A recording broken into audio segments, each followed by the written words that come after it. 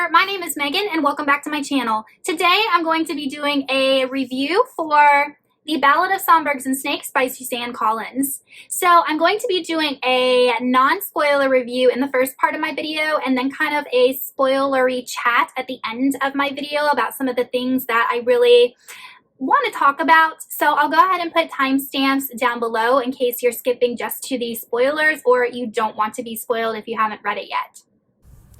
In The Ballad of Songbirds and Snakes, we follow Coriolanus Snow when he is 18 years old. We learn that he, along with several of his classmates, have been chosen to be mentors to the tributes during the 10th Hunger Games.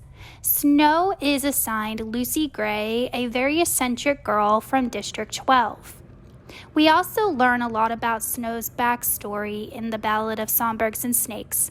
While the name Snow still carries much prestige, Snow's family has fallen on hard times because of the war with the rebels and the districts.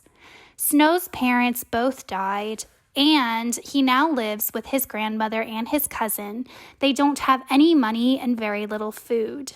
Snow wants to use this opportunity to win the Hunger Games with his tribute in order to win prize money and a scholarship so that he can better his future. We basically follow two main characters in this book. We follow President Snow. He's 18 years old and he is at an academy, kind of like a senior in high school is the way I took it. And he has been picked to mentor Lucy Gray, who is the tribute from District 12.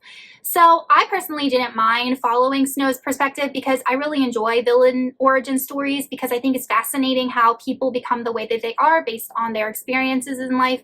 And we find that Snow grew up very poor despite living in a very nice apartment with his grandmother and cousin.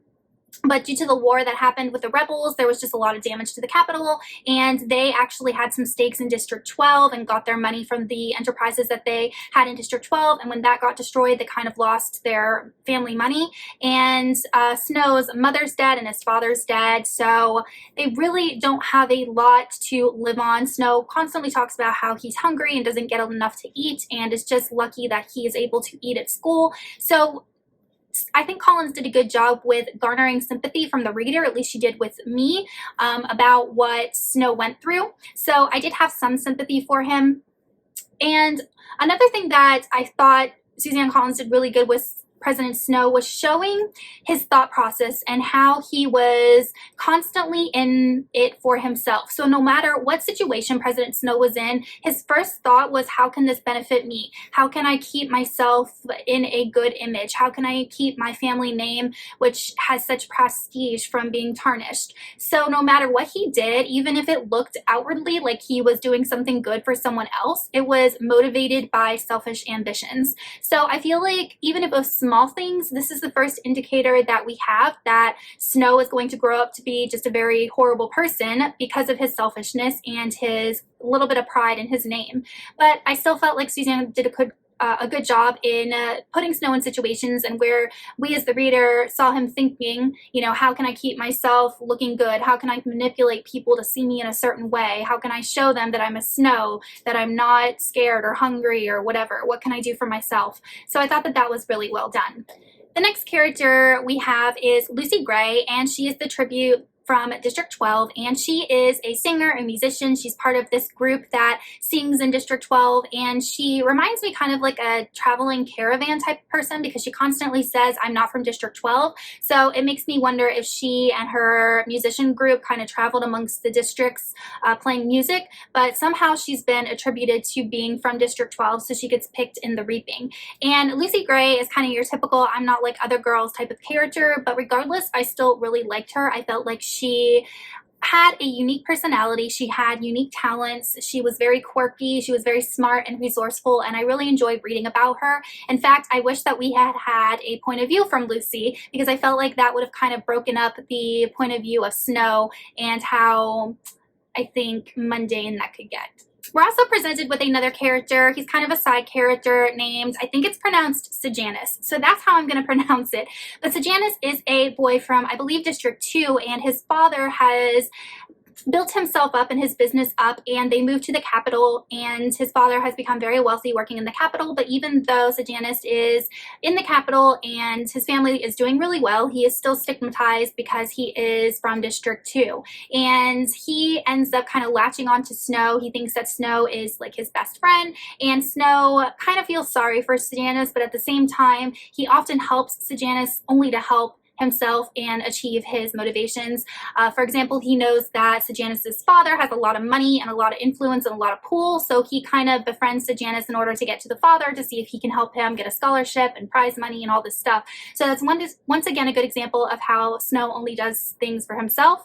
And towards the end of the book, Snow and Sejanus do kind of have a event that happens between them that really propels the plot. I thought it was a really good display of how Snow has no moral compass and really moved the plot along.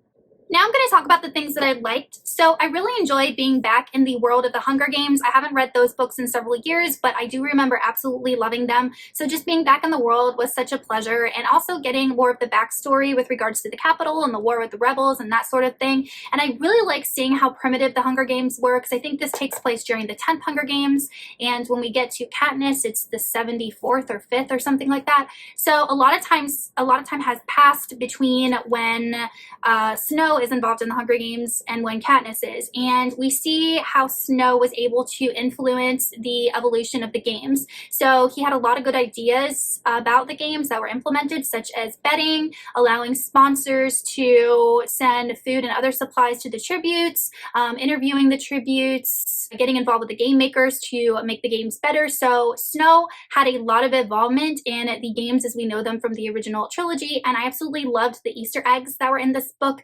that were like, oh, that's where that came from, or that's why in the new games that was like that. So I really enjoyed reading that. The next thing that I liked was a romance. So there is a romance that develops between Snow and Lucy, and I feel like that's not really a spoiler because you kind of get that vibe from early on. And I know that this book is not a romance book. It's not. But I liked the romance. I actually shipped the two of them, and it kind of made me wonder, as the romance was developing, the direction that Suzanne Collins was going to go with it and why it was important, because I never see President Snow as being someone who falls in love with someone unconditionally and just gives up everything for that person. So I feel like Suzanne Collins was really showing us that Snow is this way, and he's always going to choose his personal motivations over everybody else.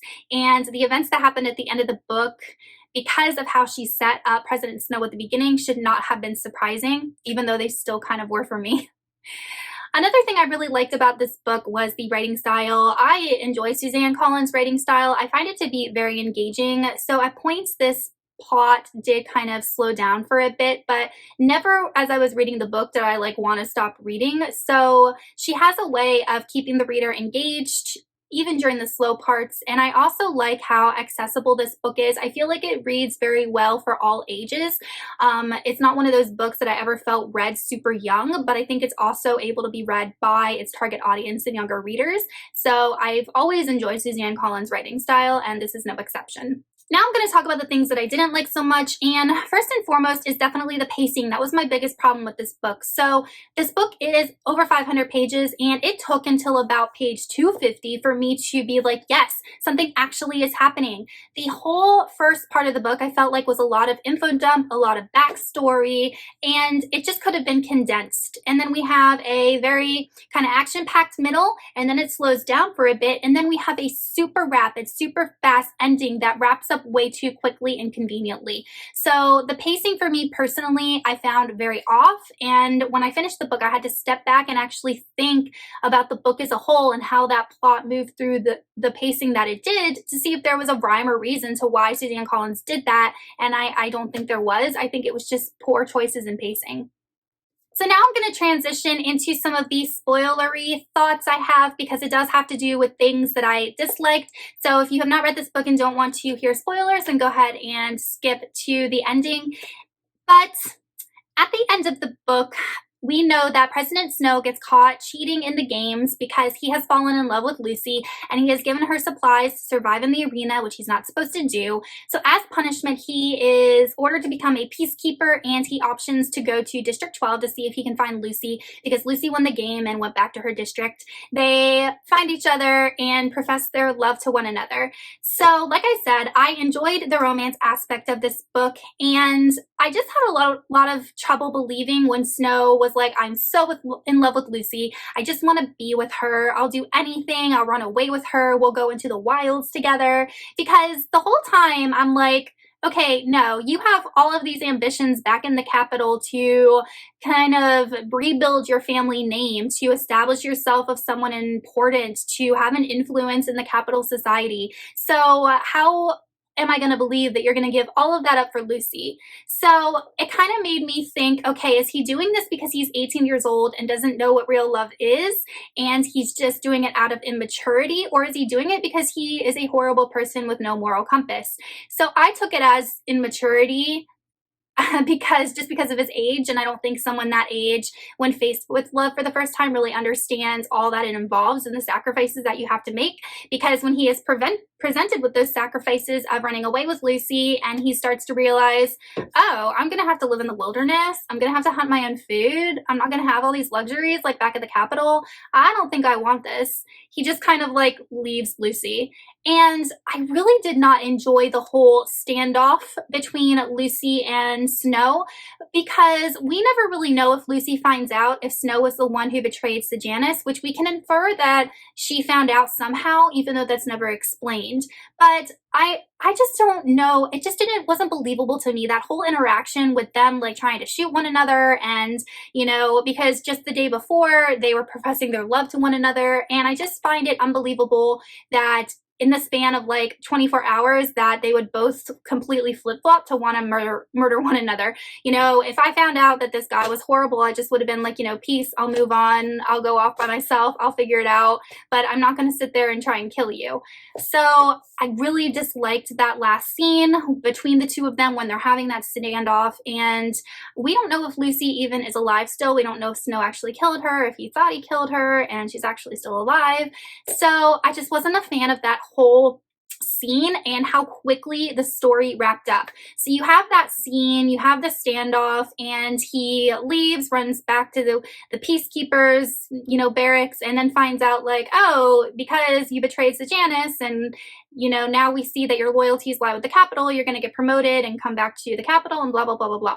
So I don't know. It just didn't sit well with me. I didn't like it, and that was definitely my least favorite part of the book. I don't think it was well executed, and that's what really dropped my rating. So let me know what you thought about that scene, if you have read this book, if it was believable for you, or if you think Lucy's alive, or even why you think Snow did what he did. So those are my thoughts for the last quarter of the book, which dropped my rating. But overall, I did like the book. I was really glad to be back in the world. I enjoyed reading the villain origin story, and I don't know if there's going to be a sequel. If I'll read it, I probably will.